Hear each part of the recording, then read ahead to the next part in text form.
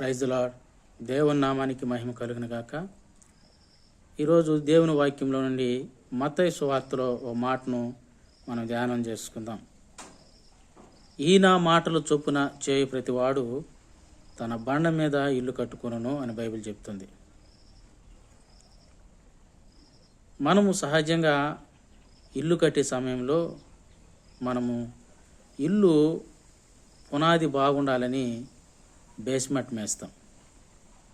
అప్పుడే వాన వచ్చినా వరద వచ్చినా గాలి కొట్టినా అది చెక్కు చెదనగా ఉంటుంది. కాబట్టి మన అనుదిన జీవితంలో మన ఆత్మీయ జీవితాన్ని క్రీస్తు అనే బండ మీద కట్టుకుంటే ఆ బండ మీద కట్టుకున్న వాళ్ళకి వాన వచ్చినా వరద వచ్చినా తర్వాత గాలి కొట్టినా కూడా ఏమవుదు. ఎందుకంటే యేసుక్రీస్తు అనే బండ మీద మన ఇల్లు కట్టుకున్నాం కాబట్టి మనకు ఎలాంటి ఆపద ఇబ్బంది రాదు. ఒకవేళ వచ్చినా దేవుడు దాన్ని దూరం చేస్తాడు. సహజంగా ఇది వానాకాలం కాబట్టి వానాకాలంలో సహజంగా అనాక గాళ్ళు కొడుతుంటాయి, వానలు వస్తుంటాయి, వరదలు వస్తుంటాయి. వాన వచ్చినప్పుడు సహజంగా మనిషికి అనారోగ్యం వస్తుంది.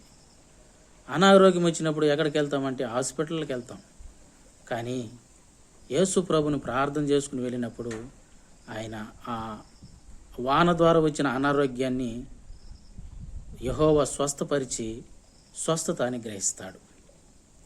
వరదలు వస్తాయి. వరదలంటే ఏంటంటే మన అనుదిన జీవితంలో మన బ్రతుకుతూ ఉన్నప్పుడు ఎన్నో సమస్యలు, ఇబ్బందులు మనను ఇరకాటన పెడుతూ ఉంటాయి. వాటన్నిటి నుండి చాలామంది భయపడిపోతూ ఉంటారు. అయితే మనం భయపడకూడదు. ఎందుకంటే మనము క్రీస్తు అనే బండ మీద ఇల్లు కట్టుకున్నాం కాబట్టి సమస్యలు వచ్చినా ఇబ్బందులు వచ్చినా ప్రభువు మనం తప్పిస్తాడు, దాంట్లో నుండి విడిపిస్తాడు. మూడవది, గాలులు వస్తాయి. గాలులు వేస్తూ ఉంటాయి అప్పుడప్పుడు ఆత్మీయ జీవితంలో. ఎలాంటి గాలులు అంటే అవమానాలు, అవహేళనలు, ఒకరి మీద ఒకరు సమస్యలు లేవనెత్తుతూ ఉంటారు. దాని ద్వారా ఎంతో మనసులో వేదన, చింతపడుతూ ఉన్నప్పుడు దేవుడు మనకు తోడుగా ఉంటాడు. ఎందుకంటే క్రీస్తు అనే బండ మీద మనం ఇల్లు కట్టుకున్నాం కాబట్టి చాలామంది ఈ దినాల్లో బండ మీద కట్టుకోకుండా ఇసుక మీద ఇల్లు కట్టుకునే వాళ్ళు ఉన్నారు, గాలి మేడల్లో కట్టుకునే వాళ్ళు ఉన్నారు. దేవుని ఎరగక ఆ దేవుని యొక్క అడుగుజాడుల్లో నడక వాళ్ళ సొంత ఆలోచన చొప్పున, వాళ్ళ సొంత ధనము చొప్పున గాలిలో మేడలు కట్టే వాళ్ళు ఉన్నారు.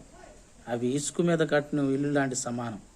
కాబట్టి వీళ్ళు బండ మీద ఇల్లు కట్టుకోలేదు కాబట్టి, క్రీస్తు అనే దేవుడు ఈ జీవితంలో లేదు కాబట్టి వారి ఇల్లు కూలిపోతుంది.